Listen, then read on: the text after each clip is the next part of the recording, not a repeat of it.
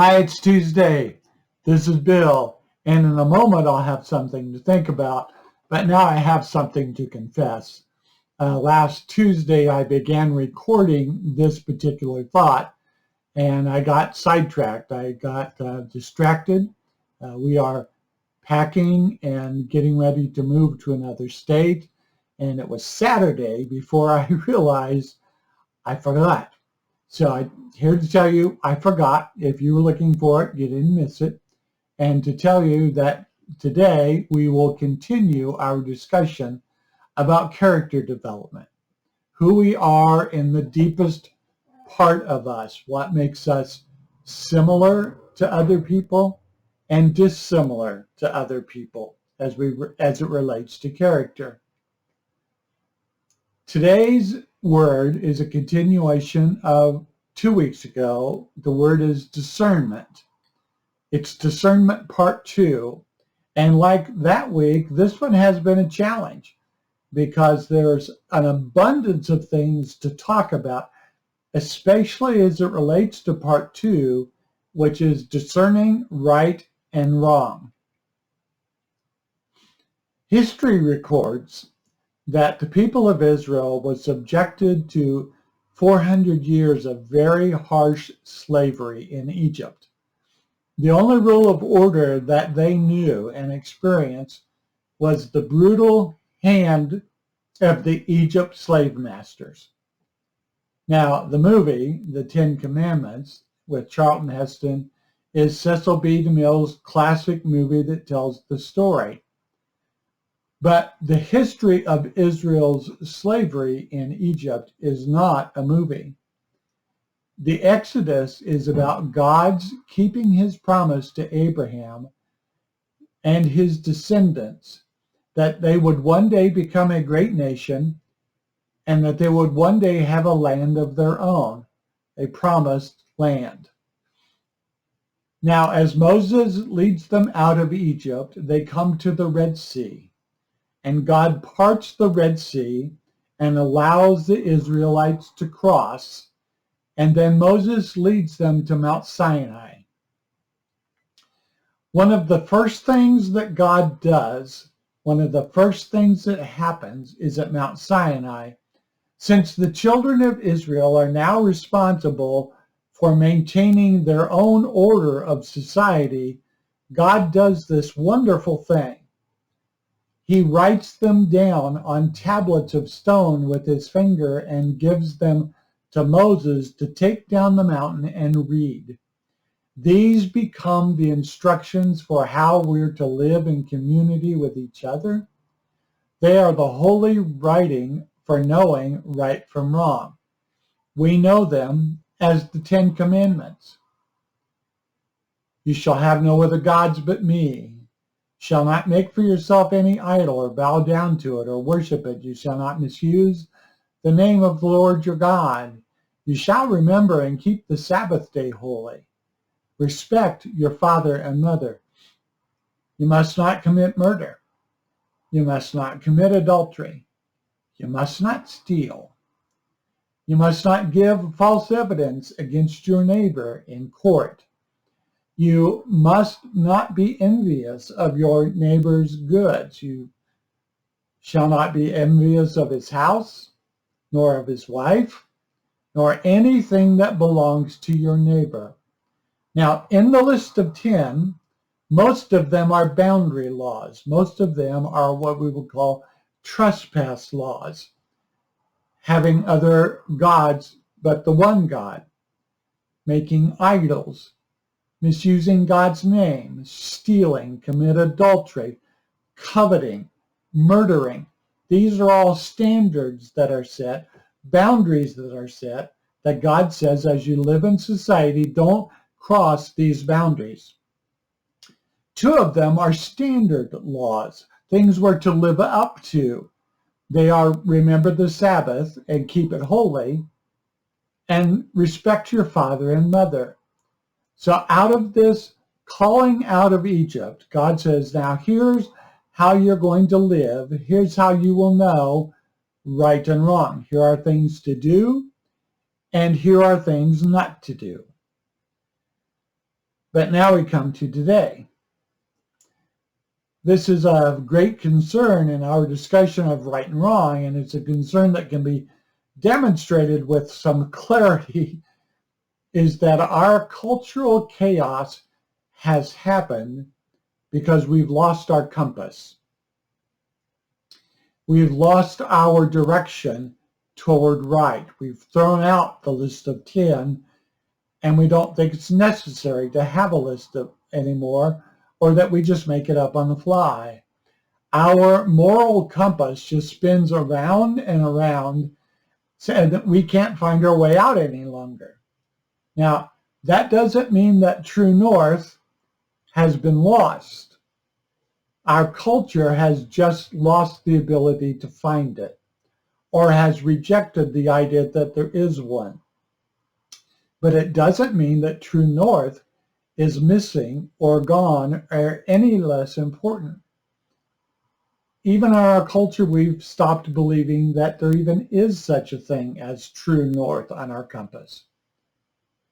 I'm a part of the John Maxwell team, and John has recently published a book called Change Your World. The book is about values, and it was written out of what is a great despair on John's heart that all of the leaders of our country have disappeared. And the question is, where are the leaders going to come from? What's going to happen to leadership? And out of that, he talks about it in terms of right and wrong, or of values.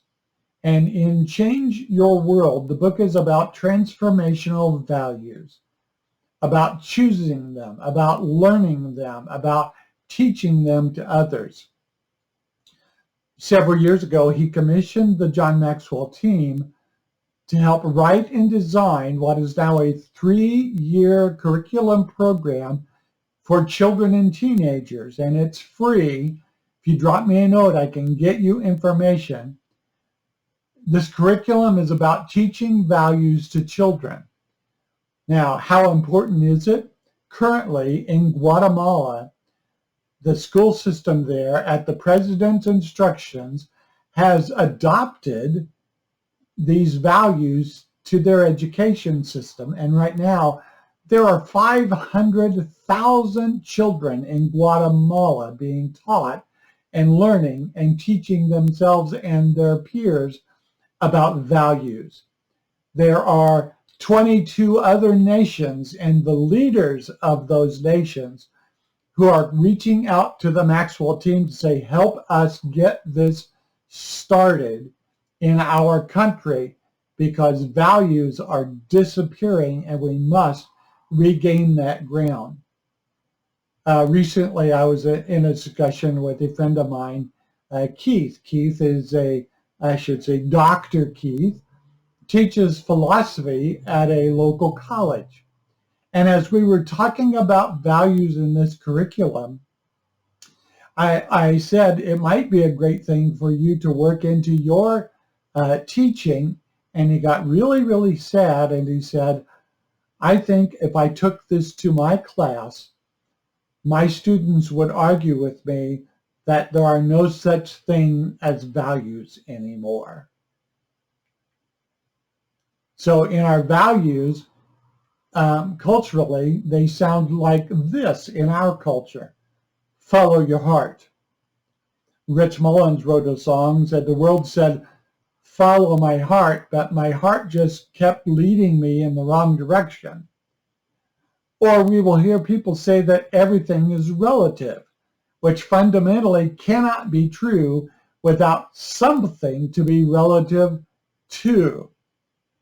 Relativity only matters if there is some kind of a constant, a right and a wrong.